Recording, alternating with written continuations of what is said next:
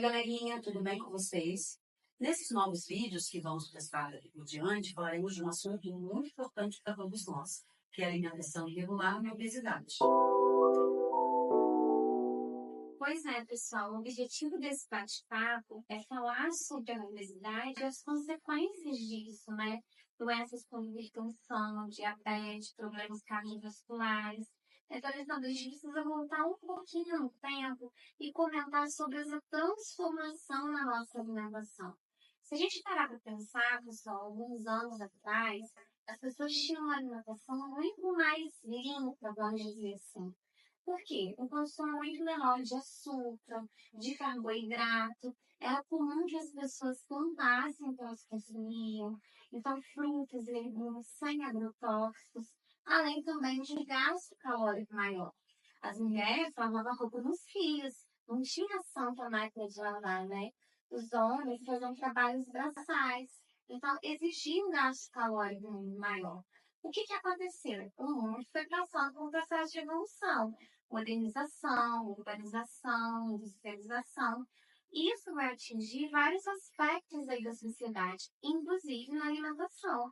E hoje em dia a gente tem uma alimentação muito rica em açúcar, carboidrato, conservante, né?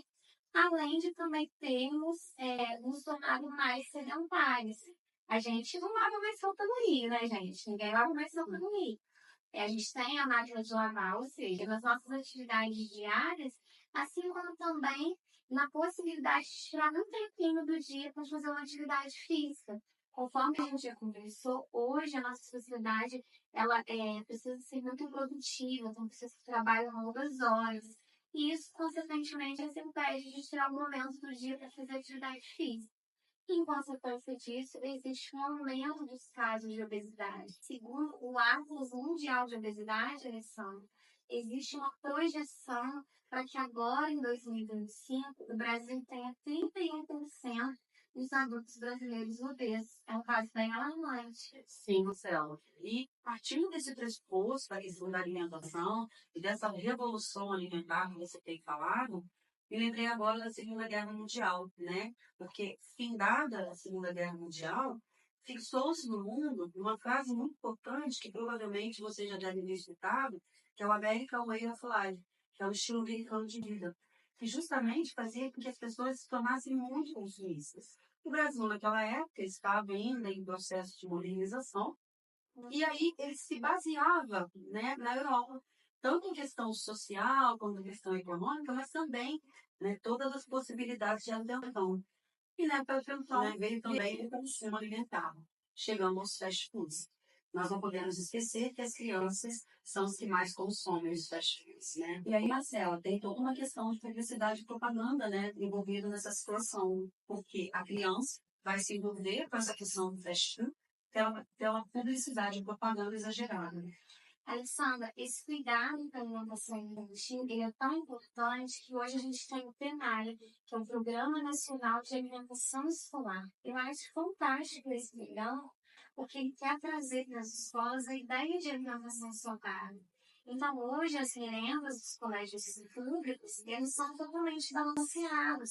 Existe um acompanhamento nutricional para proporcionar a questão de ofertar carboidrato, proteína, legumes, verduras para essas crianças, né? Por exemplo, eu me lembro que na minha época que eu estudava, não se tinha tanto esse cuidado, né? A gente comia ali na merenda os alimentos ultraprocessados. Hoje isso já não é permitido mais. E é muito bacana que as crianças tenham essa conscientização alimentar na escola e levem para casa. Mas, infelizmente, o que acontece? Se a gente for observar os índices de obesidade, Alessandra, a gente vai ver que ele é mais comum nas classes sociais mais baixas. Aí a gente vai se perguntar, nossa, mas é incoerente isso. Não é. Por quê? As pessoas que têm um poder aquisitivo mais baixo acabam buscando alimentos ultraprocessados, alimentos sem valor nutricional não tão alto, mas, na verdade, com valor calórico maior. Ou seja, uma alimentação mais voltada para o quantitativo, não para o qualitativo. E isso acaba se esbarrando aí, né, refletindo, na verdade, nos índices de obesidade. Sim, se nós pararmos para comparar, vamos colocar aí três países. Uma que mora no Rio, outra de Santa Catarina, outra que mora lá na região nordeste deles, não. São famílias em localidades diferentes, né, se a gente parar para pensar, mas são famílias que vivem mais ou menos o mesmo problema.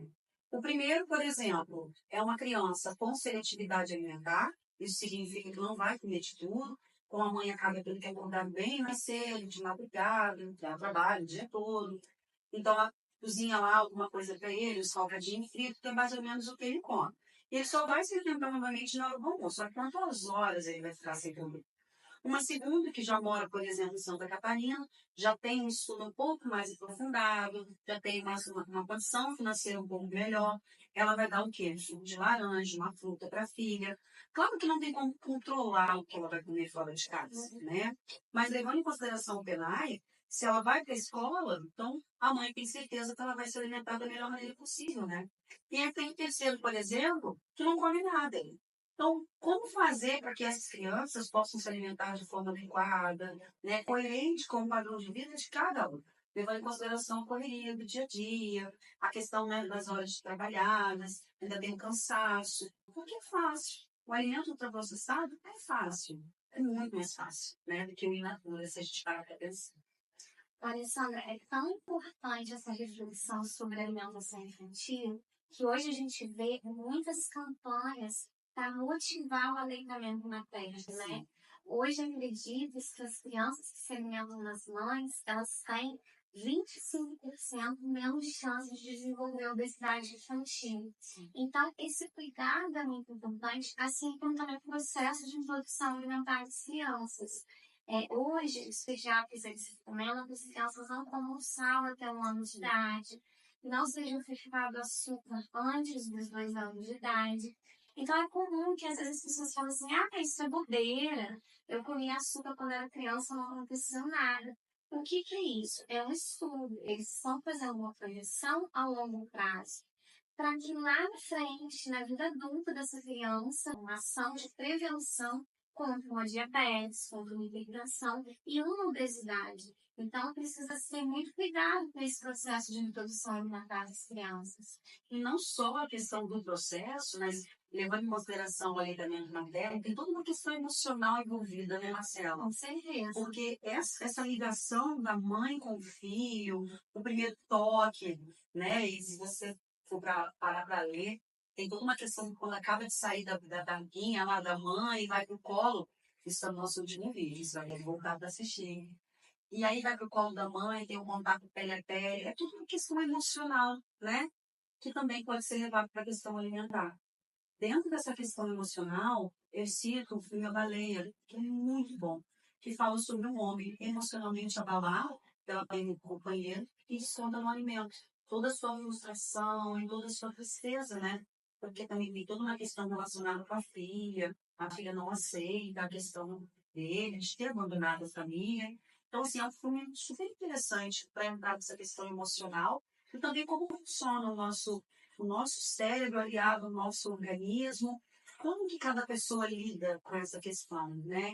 Nós vamos descontar nossas frustrações em quê?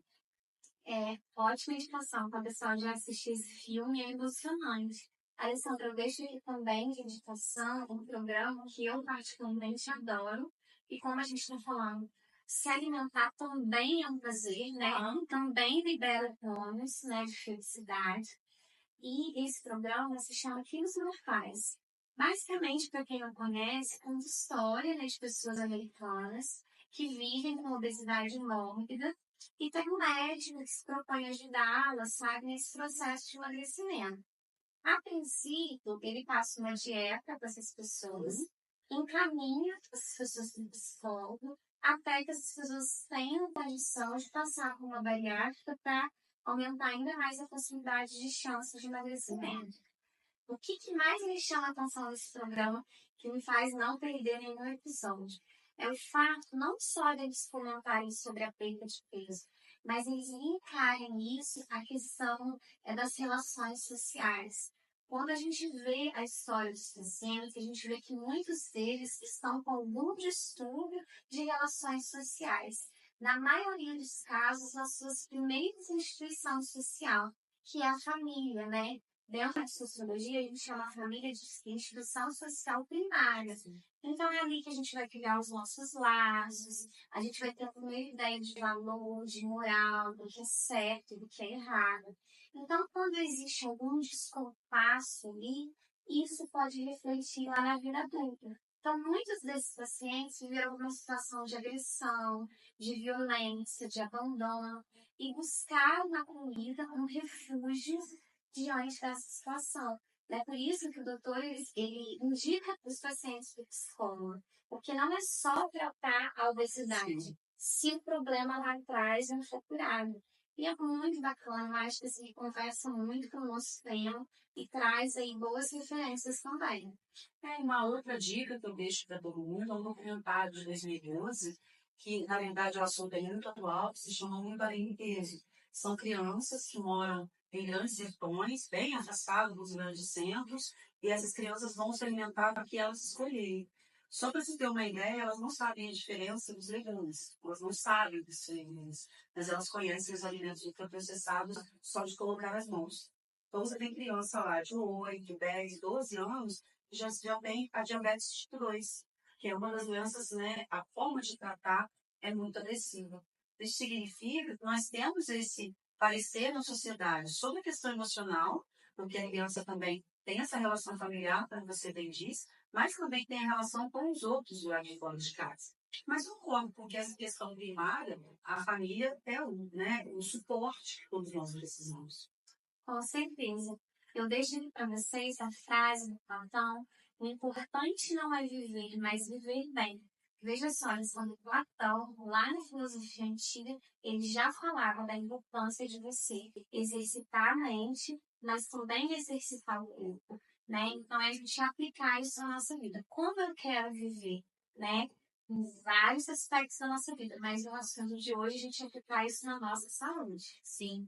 E é claro que nós estamos falando aqui de um assunto muito importante, levando em consideração, né, os problemas de saúde não padrões corporais, como nós havíamos dito no início, né?